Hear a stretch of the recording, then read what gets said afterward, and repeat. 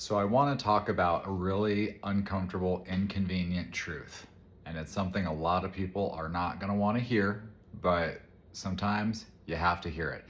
And this goes even more so for people that are dealing with chronic pain, inflammation, joint instability, syndromes of connective tissue disorders, autoimmune diseases, you name it. That inconvenient truth is that sugar is not your friend. And that's in all forms of sugar. Even natural sugars are not your friend. Gluten is not your friend. Dairy is not your friend. Grains are not your friend.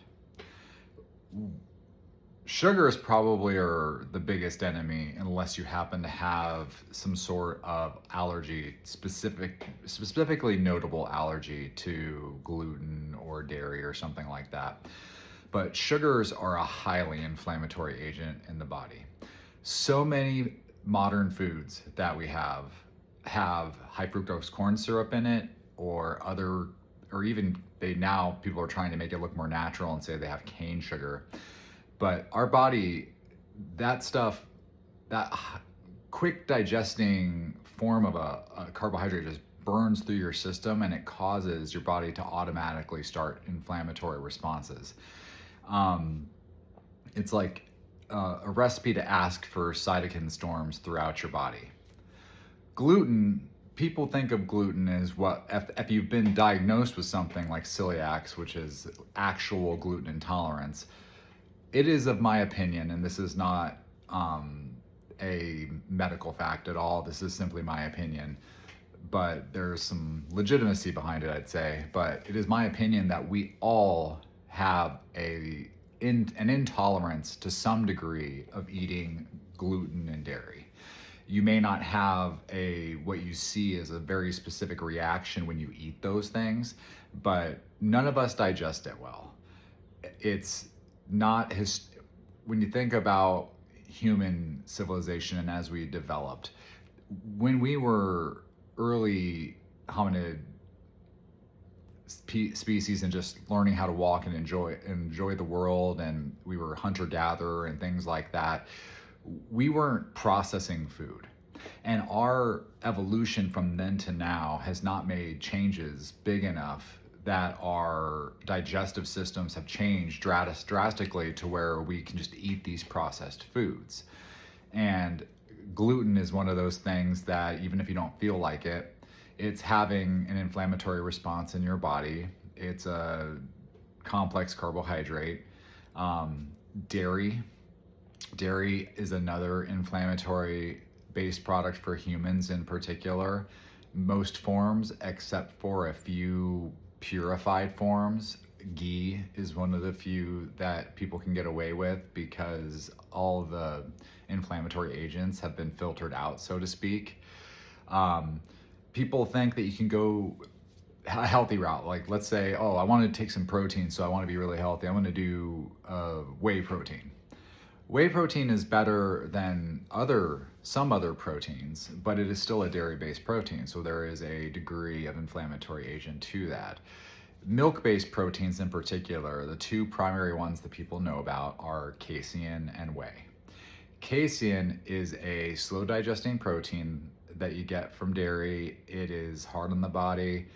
Historically, bodybuilders would claim to use it because it was so slow digesting that it let them develop their muscles, because it would slowly absorb into their system and they would get the benefits of the protein over a longer period of time. But I think that reaction that they were having to casein was an example that your body was not properly digesting it, and that's what was happening. So foods that you eat shouldn't sit in your system extended periods of time, causing long-standing metabolism requirements, because that takes energy from your immune system.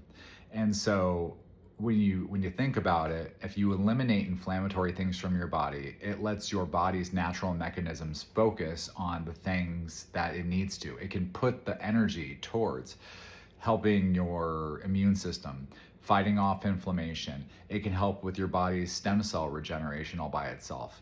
There are so many benefits to cutting things out like that, but no one wants to do it. And even the people that say they want to do it, don't do it. So I've said this in a few videos, but there are reasons that I am currently not in a wheelchair and I am still able to walk and live somewhat of a functional life. I have limitations with the amount of genetic deformity I have in my knees and in my shoulders and the damage in my back. I certainly have limitations that are so structurally bad that there's no amount of dieting away what I can do about that. But I'm on a really severe level of that. And most people that I talk to on here and people that I see questions and comments from, their situations seem extraordinarily more mild. And I am extremely confident that a few small changes in their diet can make a huge difference. And the hard truth behind that is people don't want to do that. And people say they want to do it and they try it and they realize that they're addicted to sugars and they can't get out of that mode, and it's really difficult.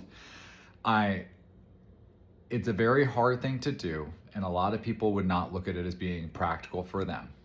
But if you are suffering from chronic pain, autoimmune issues, any type of issue like that, I could send you plenty of scientific journals that talk about sugar being your natural enemy.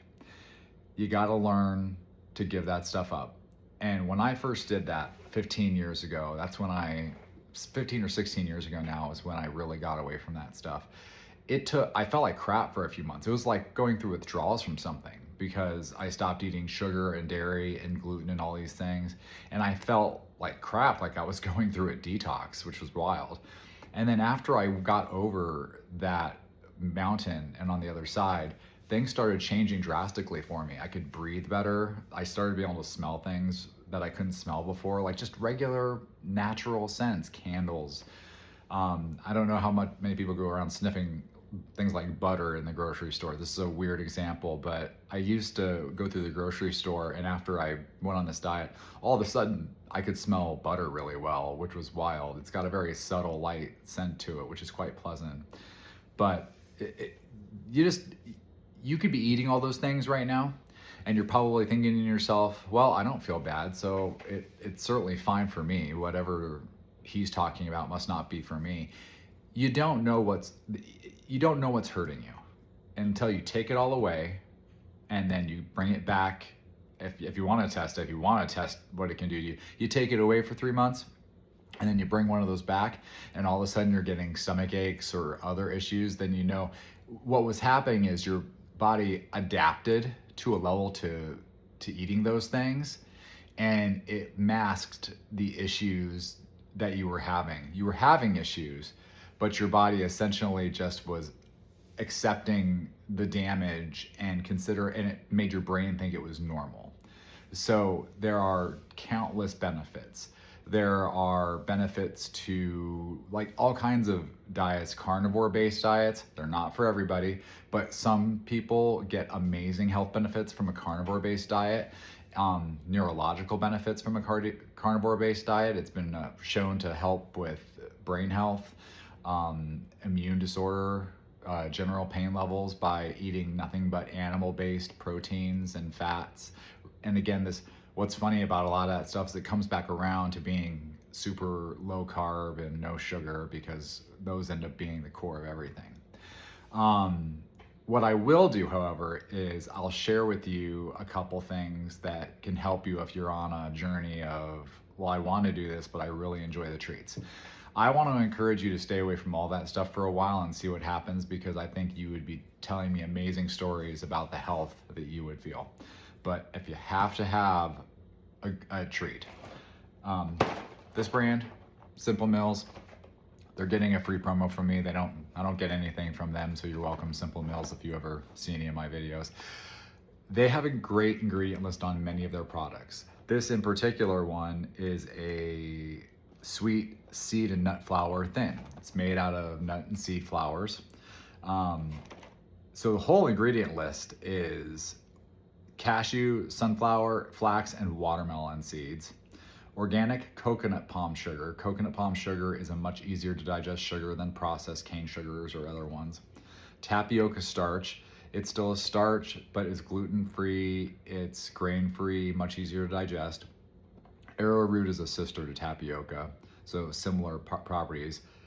Cocoa butter, clean, simply the cocoa. Dutch cocoa powder, again, just another clean form of the cocoa. Cocoa extract, again, a very simple ingredient. Baking soda.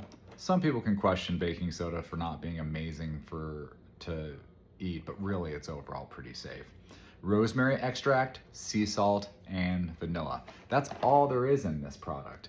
It's a great option if you really have to have a sweet treat. This is the way I would say to go. Please try something like this. They make other things. Chocolate chip cookies. No way. They're delicious. Sorry, I held up the wrong way. Chocolate chip cookies. They're delicious. Amazingly healthy ingredient list. You can't beat it. Just recently I found this brand, grain-free Ona, I believe is how it's pronounced. They're soft baked cookies. Again, super simple ingredients list. Almonds, maple syrup, pecan, coconut, walnut, sea salt, coconut oil, and Ceylon cinnamon. That's it. Great clean product. If you need a sweet treat, they taste delicious. They avoid most of the inflammatory agents. The only still inflammatory agent that is in these is the little bit of carb and the sugar. There are lesser of two evils though. Processed sugar, high fructose corn syrup, I think you guys should rip those out of your diet completely.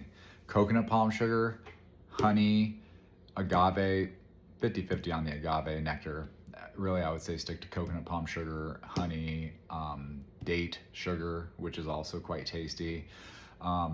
You can also use some sugar alcohols, which have become quite popular as like a sugar alternative.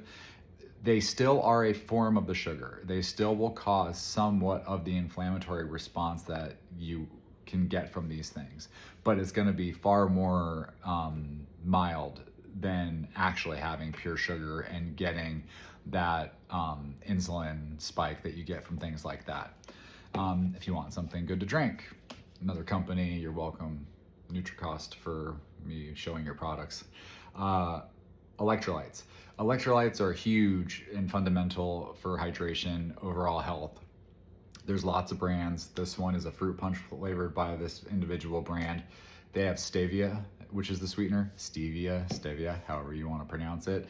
It is a leaf extract that has no sugar in it, but creates a sweet flavor. It's a really healthy option. I personally don't care for it because I think it has a funny aftertaste, but a lot of people go to stevia as a great option, and that stuff you can have all day, every day. It has practically no insulin response. It does not have an inflammatory response. Your body doesn't read it as sugar, but alternative sugars, your body reads as sugar. It's like you trick your brain sometimes. So sometimes when you think you're doing something that's sugar-free, it's not necessarily good. I showed you some natural things. Things like aspartame, they're poison. You shouldn't be ingesting aspartame. Sucralose, those are sugar alternatives that have gone through a heavy processing, and they are so sweet, even though they don't technically have sugar in them, that they cause your brain to think that you just ate something sweet and then still have an insulin and cortisol response. The body is a lot of mind over matter sometimes, so keep that in mind. But all I wanted to share about this video is diet and nutrition can change everything for you. And I know that may be hard to believe and it may be hard to accept. And some people may think that they're living that life now and it's not working for them. If you are running into that situation, reach out to me over the channel. Talk to me about what you're doing. I'm happy to chat with you about the process that I follow. I'm happy to talk to you about the process you're following, let you know what I think, let you know what I see. The truth about me and what worked for me and what I think is most effective is you can't go into these things at 50%. You got to give it your all, meaning you can't say, well, I'll stop eating sugar 3 days a week and the other 4 I'll do what I want, or just on the weekends. If you want to get relief from inflammation and pain and things like that, you've got to do things that oppose inflammation and pain. And this is one of the best tools we have in our toolbox to do that. And there's plenty of other foods and a deeper dive we can go into the nutrition aspect of this. I'm not going to do that on this video because it was already longer than I wanted it to be. But there's a starter for you. Message me. Please, of course, subscribe to the page so we can grow, get a better presence, help more people. But message me. I'm happy to answer questions, talk to you about what you're doing. I'll give you my advice and feedback about what I've done. The goal, of course, of all of these videos is to help you guys have a resource to feel better. You know, if I learn something more in the process too, that's great. But I want to be the resource for you guys that I never had, going through chronic pain, joint instability, severe health issues, and reach out to me. That's why I'm here. So I hope this was informative. I hope I didn't scare you too much talking about you can't have sugar. But consider it, and if you have questions, reach out and you'll hear from me soon.